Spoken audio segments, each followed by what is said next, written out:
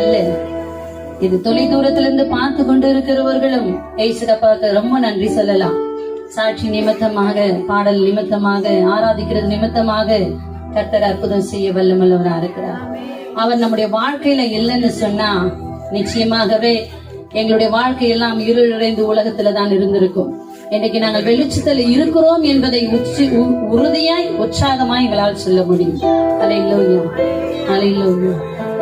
இயேசு மட்டும் இல்லைன்னா அழிந்து போயிருப்பேன். உங்க கிருபை மட்டும் இல்லைன்னா